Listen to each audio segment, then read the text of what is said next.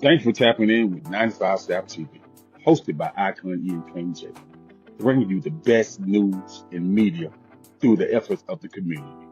We interview nonprofit organizations, business owners, school teachers, spiritual leaders, and anybody who has an impact in the community that has a remarkable backstory. These professionals that we bring on this show has a story that will wow you, that will knock your socks off. And with that being said, we want you to tune in, keep it locked. We want you to like, share, follow, and subscribe. Be a dedicated listener.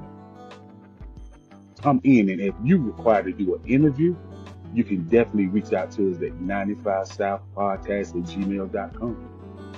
Thank you for your ongoing.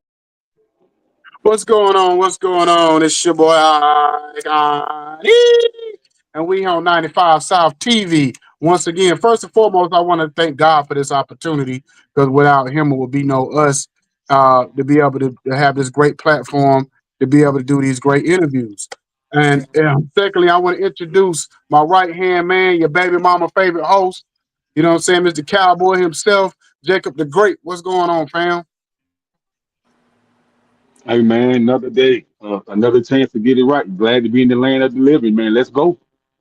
Yes, Thursday, Thursday today, man. Listen, bro. You know, we've been doing this show for a minute, about 5 years now. But today, man, we Yeah. got a living legend. Me and you both grew up off of Jay, Bean, Memphis, Dame, all these guys. But the voice of it was this guy. You know what I'm saying? Yeah. And then when we got in the building, we got the legendary Rell. What's going on, brother? Man, it's y'all world, but I'm in it tonight. Trust. Salute to everybody. How y'all feeling? Man, we good, man. I Good, good. appreciate you coming on. Look, Thanks for man, having hey, I'm just go ahead and say it off the rip, man. I was listening to that Remedy album, and I'm sitting there listening, like, okay. And then you said a line where you said something about, the current situation back when you was back with Rocafella. You had a line about the rock or whatever, and I said, hold on. See, I called Vibes and I said, Verb. I said, this is an old album, new album. He said, this album supposed to came out on one, but he just dropped it today. And this was like 2 days ago. I said, why this joint don't sound dated? I said, this joint sound, it need to be out right now anyway. So it threw me for a loop because you don't get that every day. You don't get, today the R&B, because think about me and Jacob, man, we A&Rs with block runners. So we get new R&B music in all day long. We on this live every night, listen, reviewing music. And we don't hear authentic R&B. So I just want to get right into it, man. Oh, shout out to my sister that just jumped on, Queen Taaylor. But I just want to go ahead and get right into it of, what is real R&B to you? um real R&B to me is just something that you can innately feel. It's soulful, and it resonates as a form of spiritual therapy, for the vessel. That's R&B in its purest form to me. Okay, okay. Like, So after I said that, let's go back from the beginning because the thing about it, what you don't may not realize, my brother, he from Saluda. I'm from North Carolina. wow. My cuz up here in the corner, Queen Taaylor, she from North Carolina. So Wow. we all from basically from the crib. Say You less. know what I'm saying? So what was it like trying to and so we gonna all understand each other when we say this. We know how hard it is to come out of the South, especially when you come from small towns. So how hard was it, and what was your navigational system to try to get out of there to end up where you ended up with the rock? Wow. My navigational system, the short answer was a group by the name of Finesse from Orangeburg. They were talented. They had a Take Six harmony, but they had a Jodeci swag.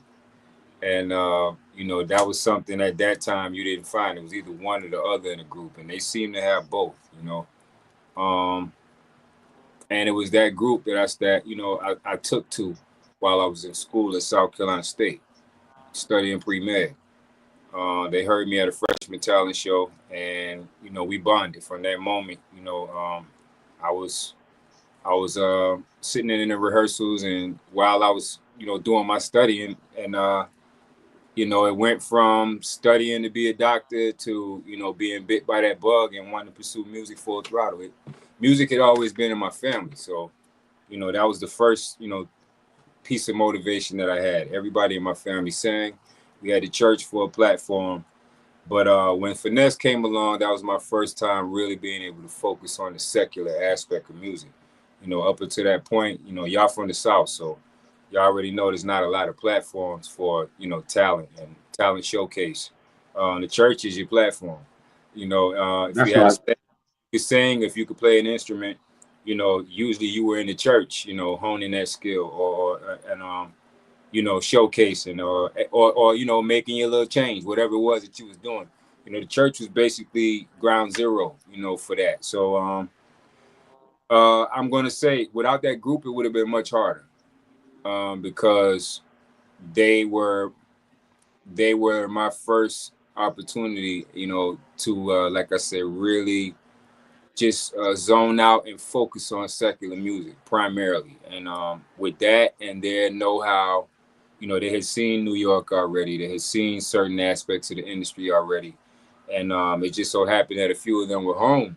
But the next time they left home, I went with them. So that's the long answer to your question. It's, it was that opportunity to be a part of a special group that was, they would die hard about positioning themselves in New York and getting a deal. And so that's where it started, really, for me. So salute to Finesse, my brothers. That's King Malachi. Y'all know him as that now. Mimi Green, Brian Dantzler, he's in Atlanta. Rest in peace, Travis Wright. Those four brothers, and Jawan Adams here in New Jersey. He's the fifth. And so together it's six of us. But Jawan and I were group members at different times. So it was always a 5-man thing. Jawan was a member first, one of the founding members. And I came along years later, to just kind of fill in that missing void that the fifth man would bring. And so the rest from that point was, history. It was just, I stuck with the same people we met. Those same people put me in position with, Dame Dash, the very Dame Dash that I signed to. And, we made it work from there. It wasn't the, we made a good situation great. It wasn't that everything was lined up for me to, win or sell, a lot of records. It was just, Dame, he respected the work ethic. He took a liking to me. And, he said he gave me an opportunity to be a part of Roc-A-Fella's platform. So in those two ways, those two regards, that's how it went. And so it would have been much harder. It was a grind with the group, but it would have been much harder, for me to make it as an artist had I not been a part of that group. So Hold on. Back up for a second. So you met Dame. How did you able to meet Dame? Did you have to go to New York? Did he come to South Carolina? no. Like I said, the first time I left home was with the group. I had to convince my mom that, that this was worth it. And once I was able to do that, the first time I left home was with them. And I met the people that they were affiliated with, a production house, management, that whole infrastructure, they gave me a crash course on prior to getting there. And so I met those people, and we were with Top 10 for about 2 years. It was an agreement that we had. We signed a production deal with them. And within that 2 years, I had to go back to South Carolina. I had some family things come up that, I've always been a man in a situation. I tried to be.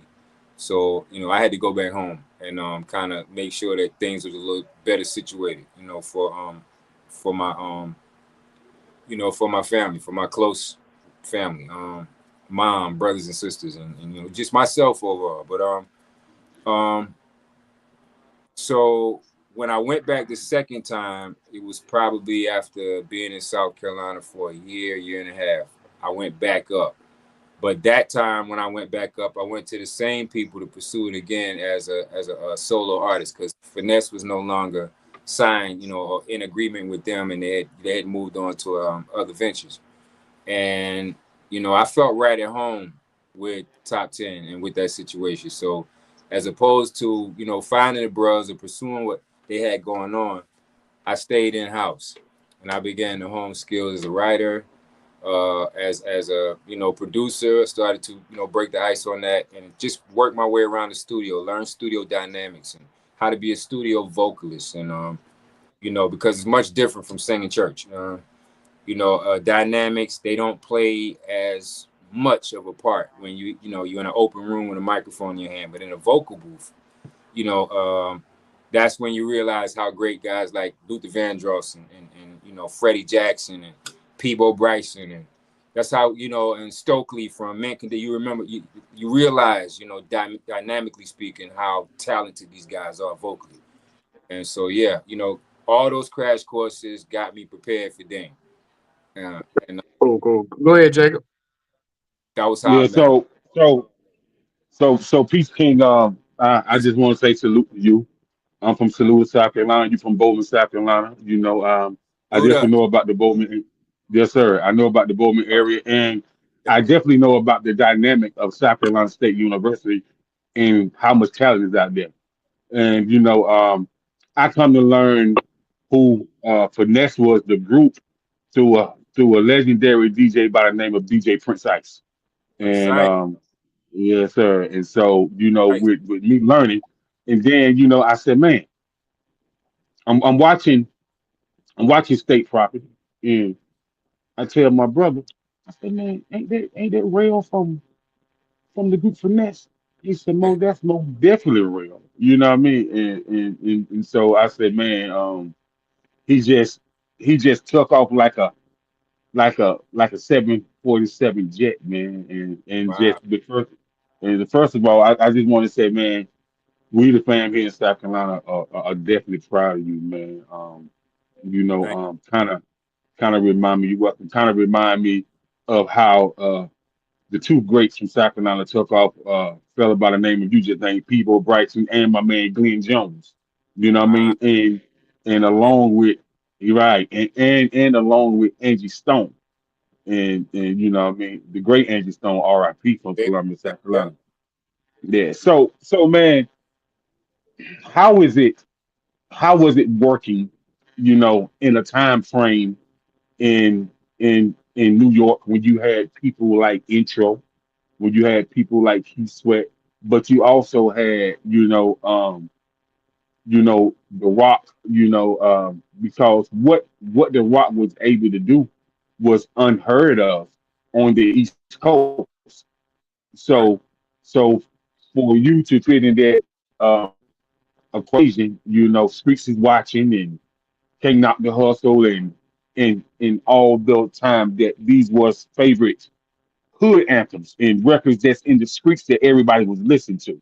Because I tell people all the time, a lot of cats from down south, they was really just East Coast cats first, because we used to rock the Timbs and the Jabro jeans Right. with the North Faces and the New York fitted. So I tell people all the time, a lot of people that really rock with the East Coast like that, we really